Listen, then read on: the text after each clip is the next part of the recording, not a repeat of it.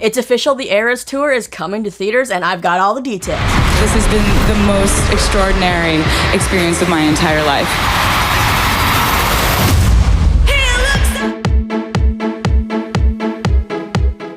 Now, y'all know Taylor Swift wasn't about to let the last day of August slip away without a big announcement, right? What's up, Swifties? Lisa here, and if you didn't have a chance to go to the ERAS tour for whatever reason, like the Great Ticketmaster debacle, or she didn't come to a city near you, here's your chance, although you will have to fight to get a ticket in the movie theater because it is selling out fast and it's only playing in North America. People would come up to me and they'd be like, "You're gonna just like do a show with like all the albums in it?" And I was like, "Yeah, it's gonna be called the ERAS tour. See you there." So Taylor announced that her ERAS tour concert film will be coming to theaters starting Friday, October 13th, 2023. Now, she just wrapped up the US tour for now because she'll be back next year, but more on theories about that stuff in a little bit. So here's what Taylor wrote along with the trailer for the movie, which features a montage of concert footage and some of the audio from her speeches from the show. The ERAS tour has been the most meaningful electric experience of my life so far, and I'm overjoyed to tell you that I'll be coming to the big screen soon starting October 13th.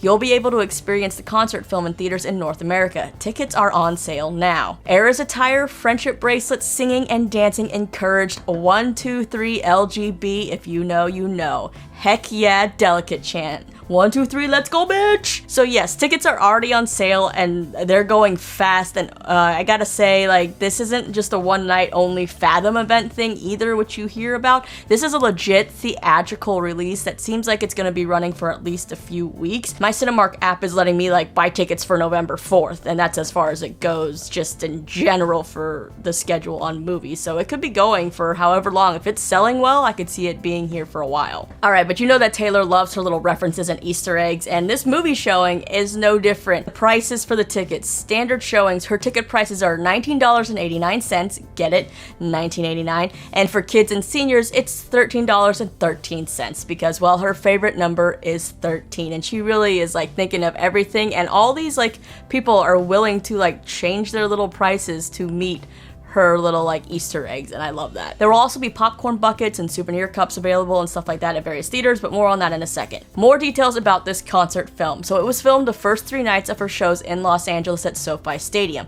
From the trailer, it does seem like this is just straight up a concert film like how the Reputation tour was, but I am hoping that down the line, or maybe within this, there are a few fun behind the scenes moments, but I do hope we get down the line a full-on documentary because I would love to hear her thought process when putting together this magical stage show. Now, as for tickets, if you're going to an AMC theater, you're not going to be able to use your AMC stubs or any kind of special passes. Also, there are no refunds for these tickets, so be sure to plan it. If you're going to buy a movie ticket, buy it because you cannot get a refund.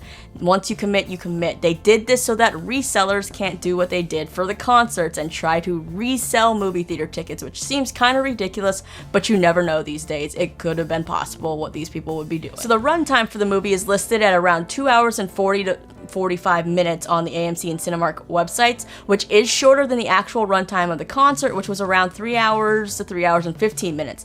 This most likely means that a lot of the instrumentals and stuff that were played while she had costume changes will be trimmed down. Those gaps won't be as big. I do hope they still play some of that audio and intros for the different eras. Variety has also revealed in their article that there will be a mini set of the secret songs included in the film. They don't know whether that means it's just a medley of the 6 songs she played during those 3 nights of LA, or whether it's like a short medley and then maybe 2 of the songs in full. We're not sure, but in Los Angeles, those first 3 nights, she did sing I Can See You, Maroon, Our Song, You Are in Love, Death by a Thousand Cuts, and You're on Your Own, Kid. Now, the film is directed by Sam Wrench, who previously did concert films for Brandi Carlile, Billie Eilish, and they did BTS's Permission to Dance on Stage. So I think we're in good hands, and I will say I was there in Los Angeles, and those cameramen who were sprinting around on the stage to keep up, ooh, they were putting in work, so it's gonna be good. Plus, one night there was like this little robot on stage. I think people nicknamed him Swifty, like Wally, and so I can't wait to see all this footage.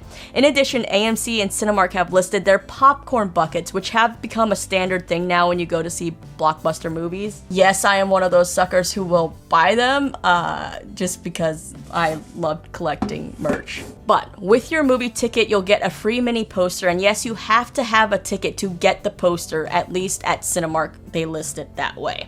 Here's what the Cinemark popcorn bucket and souvenir cup look like. I'm not sure if these are going to be the final designs or not, but you don't need a ticket to buy these. You just have a limit of 10. So I expect scalpers to probably be walking into theaters just to buy these things and then reselling them. AMC is also doing the poster thing, and here's their popcorn bucket and cup duo. Now, like I said, don't know if these are the final products, but their popcorn bucket does have a slightly different look from the Cinemark one.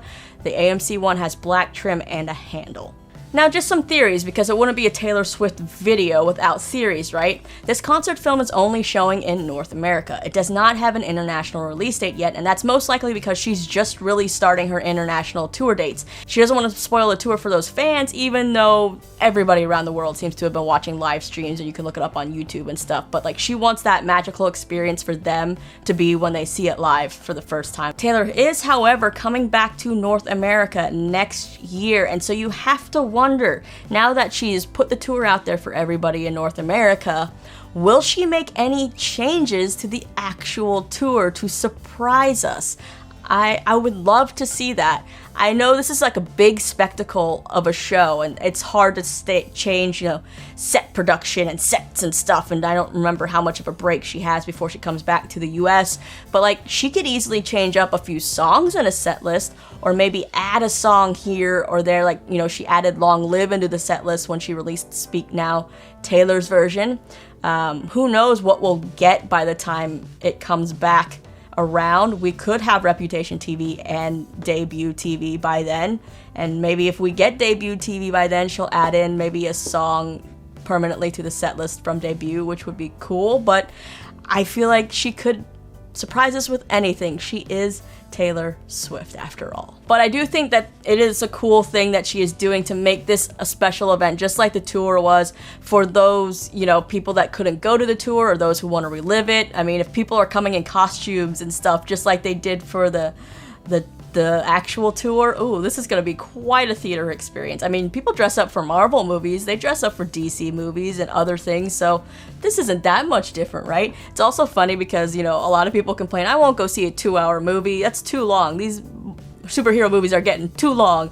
Meanwhile, this is almost 3 hours, and I'm like, I will be seated the whole time. But I do also love that she is not giving this movie to the streaming platforms. Her last few documentaries and concert docs have obviously gone to the streaming platforms, but right now we have the actors and the writers currently on strike, and a big part of why they are on strike against the studios is because of stuff dealing with streaming residuals and whatnot. So I love that she is putting this out there in the world as a theater, because I just think this is something you have to see on a big screen. This is not a tour you want to experience for the first time on a little tiny TV, phone screen, even though a lot of us did when we were catching those live streams until it came to our cities.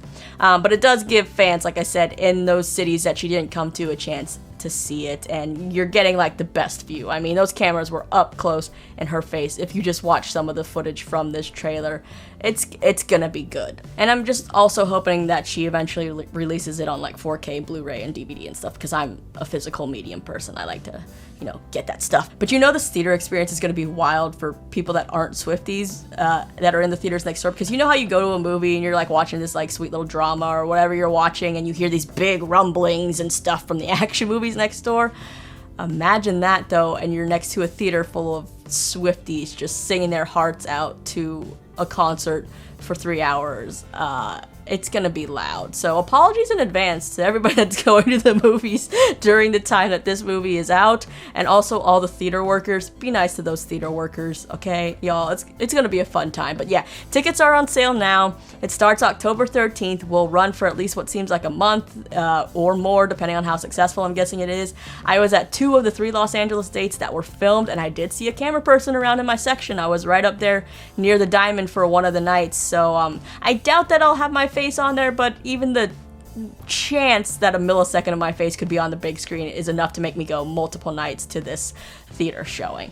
But I gotta know, are you guys excited to see the ERAS tour in theaters? If so, is there a certain song you're excited to see how they filmed it and like what it's gonna look like on screen? And are you gonna be dressing up? I gotta know. And if you can't wait until October 13th, I got a couple clip montages from the shows I went to in Los Angeles that you can watch right over here. As always, be sure to hit that subscribe button, because I love Taylor Swift, so I'm usually talking about movies, TV shows, and Taylor Swift But thanks again for listening to me ramble. My name's Lisa, and I will see you next time.